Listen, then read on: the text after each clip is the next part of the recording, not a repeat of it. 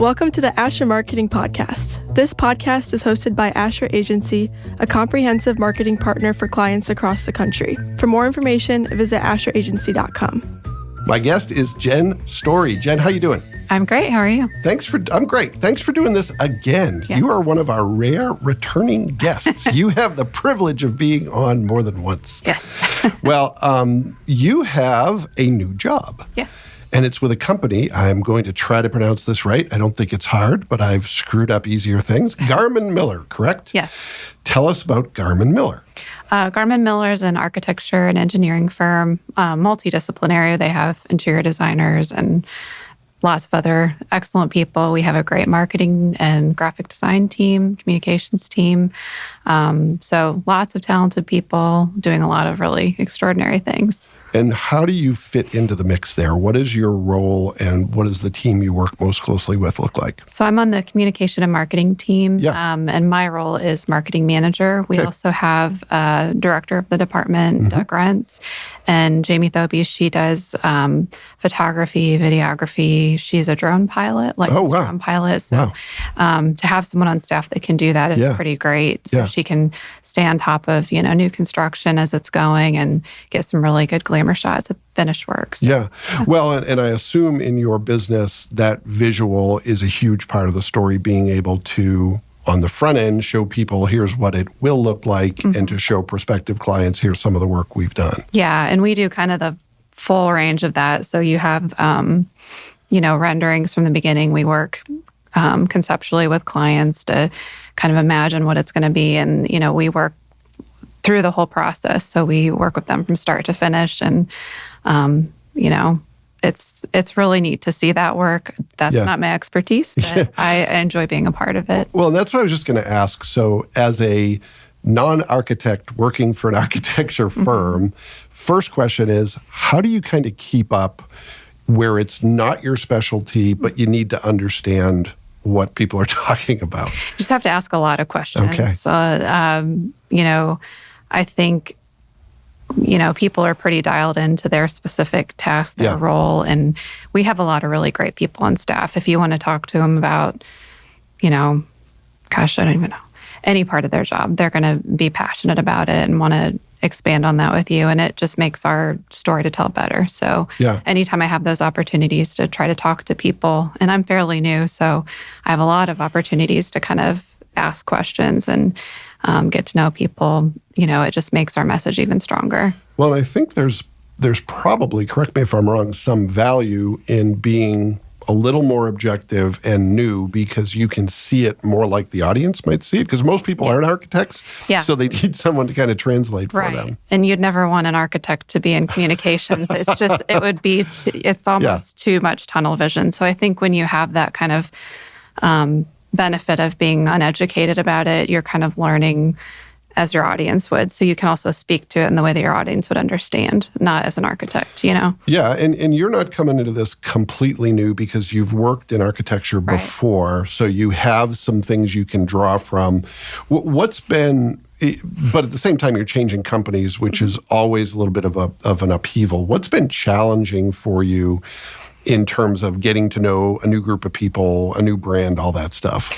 So I think the most challenging part has been the firm that I worked for previously was just strictly architecture, and we worked with other people who were consulting on the project and different disciplines. At Garman Miller, we do architecture and engineering, which is different. So I'm kind of learning a little bit more about that. And it's a much bigger company, so just really getting to know all of the people. And we're kind of spread out. We have multiple offices across the area. Where's the business headquartered? So it's headquartered in Minster, Ohio. Oh, okay. It's a small town. Garman Miller is probably the bigger business in Minster. But it's about a couple hours from Fort Wayne. Let's take a moment to talk about something that can revolutionize your business. Branding with Asher Agency. Ever wonder why some companies just stick in your mind? That's the power of great branding, and it's exactly what Asher delivers. Visit asheragency.com for more info. So, you're not coming into this brand new to architecture. You've worked in architecture before, but what is challenging about learning a new brand, learning a new company, learning new people? How are you dealing with that? So it's it's a little bit different because the firm is larger. Yeah. Just getting to know the quantity of people, the different personalities, getting to, when you work for another, you work in another job with kind of the same goals, the same framework. You're working for a different architecture firm. You have to kind of retrain to make sure you're doing things the way that are on brand and the messaging is consistent with, how they want it to be, and that you're conveying those things seamlessly. You know, when you introduce a new team member, there's always kind of new ideas and new things, which is great. But when it comes to brand, you need to kind of be on the same page with those things. For sure. Is Garmin Miller new to Fort Wayne, or has it been in Fort Wayne for a while? We've been in Fort Wayne, I think, for close to 2 years now. Okay.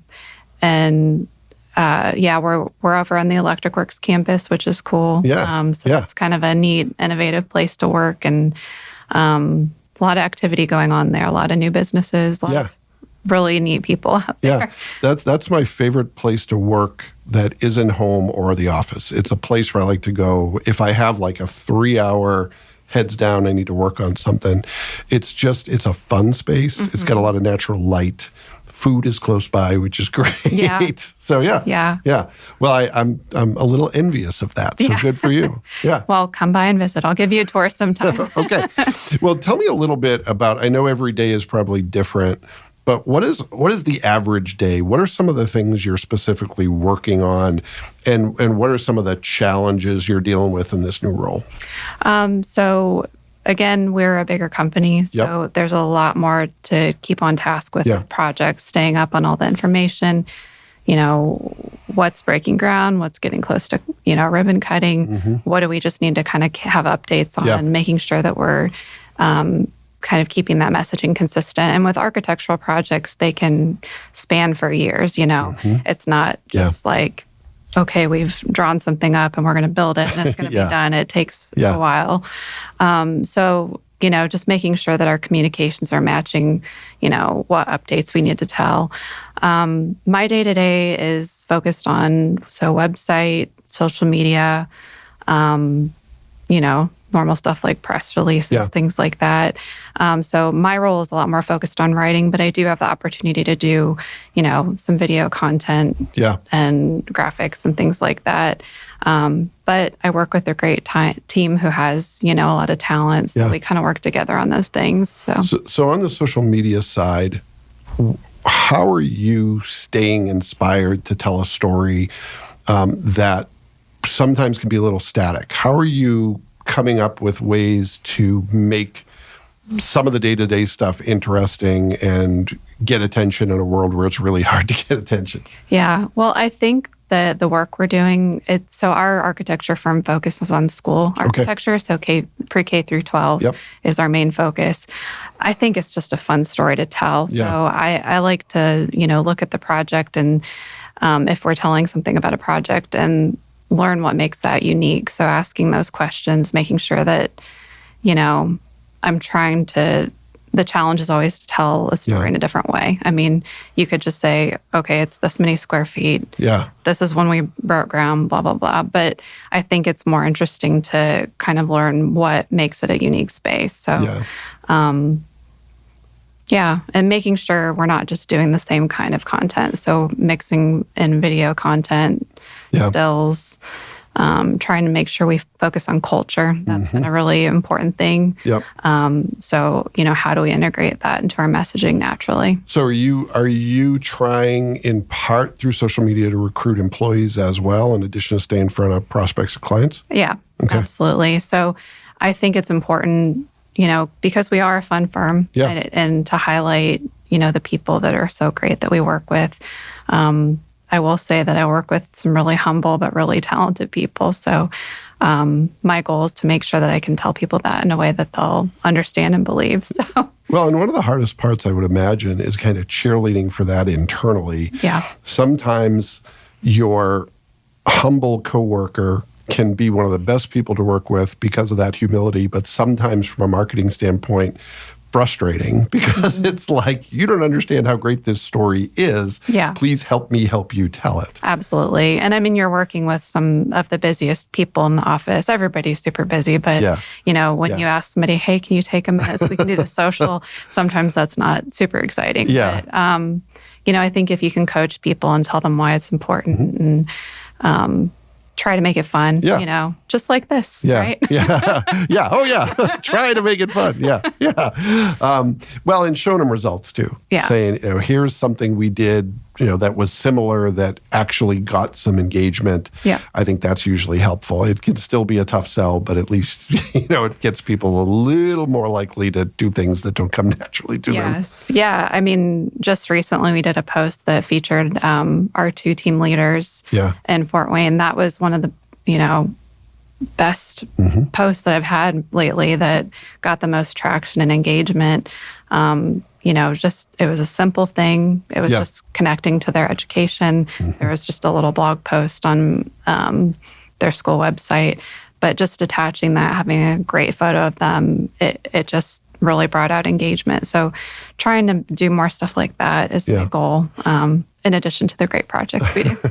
So in terms of platforms, you're on LinkedIn, Facebook, I would imagine, more for the culture piece, maybe more than anything else. Instagram, anything else?